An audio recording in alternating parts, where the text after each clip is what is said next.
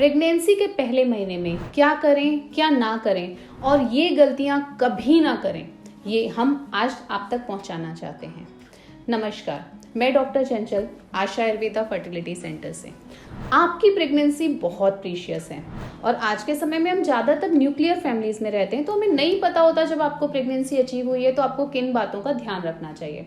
फिर हम बात करते हैं अपने फ्रेंड से, कोई बोलता है काम करो, कोई बोलता है काम नहीं करो। फिर हम डॉक्टर से पूछते हैं, वो कहते हैं सब कुछ कर लो।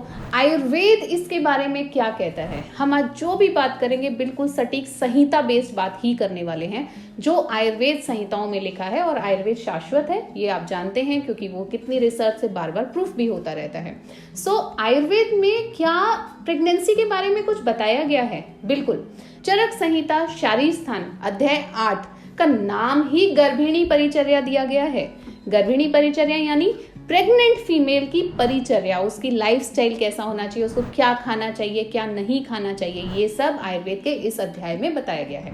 और इसका जो सबसे पहला मूल मंत्र है वो आपको बिल्कुल ध्यान रखना चाहिए। वो कहता है गर्भिणी आहार विहारो यथा सुखम कुर्यात, यानी कि जो भी आपको रुचिकर लगता है, जो आपको खाने में हल्का लगता है, जो आपके मन को प्रिय लगता है, आपको वो खाना चाहिए। अब आप कहेंगे आप भी हमें कंफ्यूज ही कर रहे हैं। बिल्कुल नहीं, ये एक बेसिक है जिसका आपको हमेशा ध्यान रखना चाहिए। लेकिन इसके अलावा आयुर्वेद में बहुत सारी चीजें बताई गई हैं। जैसे सबसे पहले आपको आराम करना है, आपको बहुत ज्यादा ट्रैवल नहीं करना है, आपको कोई भी काम ऐसा नहीं करना है जो आपको झुक के करना पड़ रहा है या जिसमें आपको बहुत लॉन्ग सिटिंग तक बैठना पड़ रहा है, तो इसको टोटली अवॉइड करना है।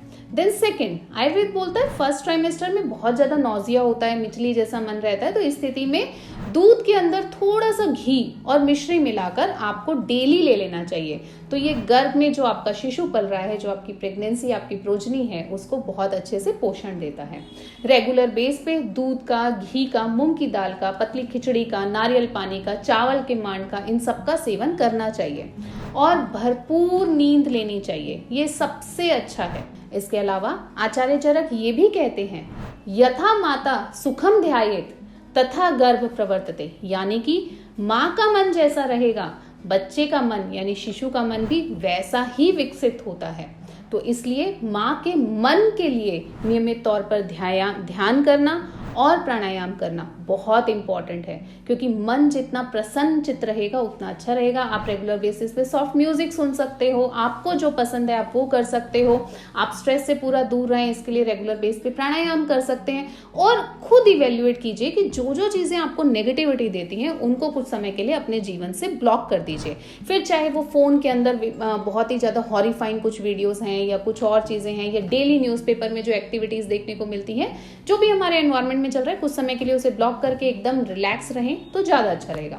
आचार्य सुश्रुत क्या कहते हैं? आचार्य सुश्रुत कहते हैं गर्भिणी तो सदा सात्म्यम हितम अल्पम मितम मृदु न अति उष्णम न अति शीतम च भुंजेत प्रिय दर्शनम, यानी कि आपको बहुत ज्यादा सात्म्य भोजन करना चाहिए, हितकर भोजन करना चाहिए, अल्प मात्रा में खाना चाहिए और बहुत ज्यादा ठंडा ना हो या बहुत ज्यादा गर्म भी ना हो। इस तरीके का नॉर्मल खाना आपको रेगुलर बेसिस पे खाना चाहिए। देन उन्होंने ये भी कहा है कि बहुत ज्यादा तीखा, अचार, खट्टा इस तरीके का सेवन नहीं करना चाहिए। कौन सी ऐसी चीजें हैं जो आपको बिल्कुल नहीं करनी चाहिए प्रेगनेंसी में?